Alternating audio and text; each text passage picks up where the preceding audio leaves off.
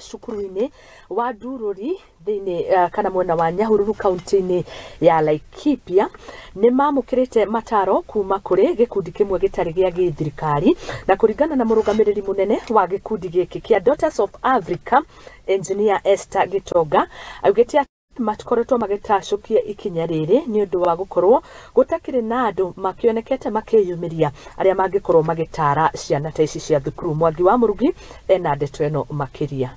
I was there the very night and I want to thank God. Ni mihango-ini ya kuheana mootaro kuri Arutwo alitajira ya kumateithiriria kuyeherania na mitugo miogomu mathomo-ini mao. Kwa majina naitwa Esther Wangeshi Gitonga.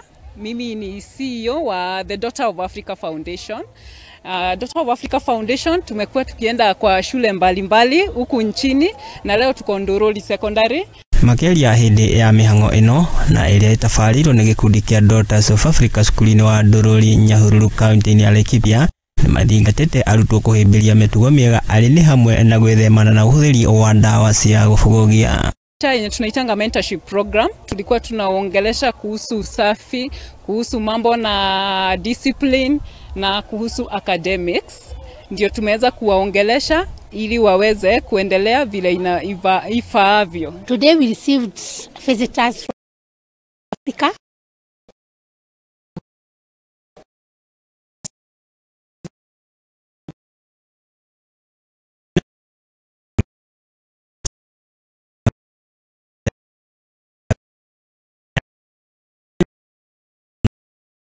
Kuona aingi a Arutwo ni makoretwo makigomerwo ni mitugo miuru ta uhuthiri wa ndawa cia kulevya. Nafasi hii ya Daughter of Africa yenye inapatia wanafunzi unapata wanafunzi wameweza kupatana na changamoto mingi sana kama hayo madawa ya kulevya, wengine wasichana kupata mimba mapema, so unapata tukiwaongelesha wanafaidika sana.